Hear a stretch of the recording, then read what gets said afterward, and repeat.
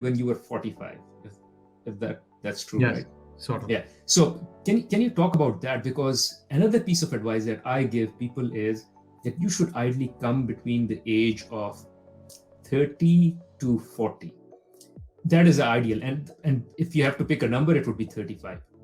You coming at 45, if you would have called me before coming to Canada, I would be very skeptical. But you made it here and you are a success story. So I would like to understand what was the challenge going on in your mind with regards to your age. And again, age is just a number. I don't mean age in terms of number, but I mean more getting job in the Canadian market. That is kind of, at times I've found it problematic. So if you can speak to that, how did you go about thinking of the economics and the financial piece of it? Yeah, I think you're absolutely spot on. Canadian immigration now, more so as compared to the 5-10 years back, uh, more conducive for the young generation. Starting with the students who comes here, and to continue your journey with a work permit and PR card, because they want anybody studying in the Canadian school system, they want them to stay back as a skilled labor force. When I came in here, I knew that I will have a lot of challenges, because no matter how much experience I had, it was all about emerging market, right? Middle East, Southeast Asia, Africa. So I had no experience of working in a North American market. I had no education qualification from the North American, whether Canada, US, or even for the matter UK. So I born and brought in Pakistan, worked in Dubai. Um, I've got a lot of experience working in Dubai with a lot of international countries. But when you come to North America is quite different. So I knew that I will have challenges in finding a job. And I was right. When I started looking for a job, the first hurdle I faced that I don't have any Canadian experience or a US experience for that matter. Though the experience I had in my financial world, it was quite skillful, but I didn't had an experience of working in a North American environment. Though I have done a lot of interviews and I have tried to explain and prove myself, but there's always a hurdle in that aspect. And on top of that, my age. So my hiring manager was much younger than mine, so it's always difficult to convince them. And so that was another hurdle. So I knew from before I came here, though I tried looking for a job to make sure that I never had a regret that I didn't try. So I tried, but I sooner realized that I will have to do something where I can use my skill set the way I want to use it, right? So I looked at the economy, I looked at the sectors, the banking sector, the telecom sector, the technology sector, and the real estate. Especially with the growing economy, growing immigrant population, they always need to build more and more real estate, right? Whether it be housing, commercial, or office space. And giving my background with the finance education, with the banking knowledge, and with the bit of investment knowledge, where I have dealt with different type of investment, including the real estate, I thought that would be the best sector for me to try my skill set.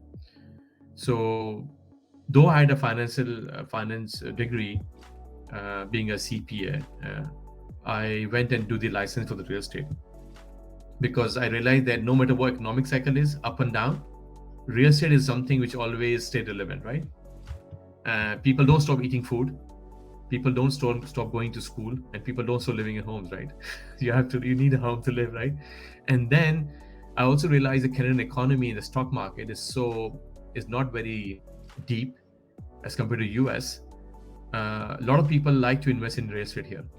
I mean, real estate is the number one investment product or a asset class, I would say, where majority of the people want to invest in real estate because where they make more money. I mean, look at the Canadian stock or any other investment cycle or any other investment options you have in Canada. Real estate comes as the number topmost choice for majority of the Canadians, whether it's being Canadian for their second, third generation, or the person like yourself who've been here for like 5-7 years, or people like me. Everybody talk about investment in real estate. So when I come here at a new immigrant, you need to find a home to live, right? Whether you rent it or you invest or buy it. So anybody who come landing in Canada need a home, right? They look for job later, but look for the home first. So that's what a sort of thinking. Initially, I tried to look for a job. I find a job. I work for 6 months, then COVID happens. So everybody gets shut down. I also get laid off. And then I realized that I need to do something. So that's where I started studying for my license. And by the end of 2020, I had a license. So I started working since then. And I thought I'll give myself 2 years. And I think I'm not looking back. I don't regret the decision I made. So yeah. So was this a plan B? As in, did you think about doing real estate before you came here?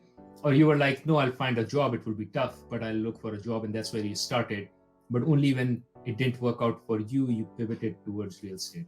No, before I came, I didn't think about real estate. But I knew that finding a job will be very tough.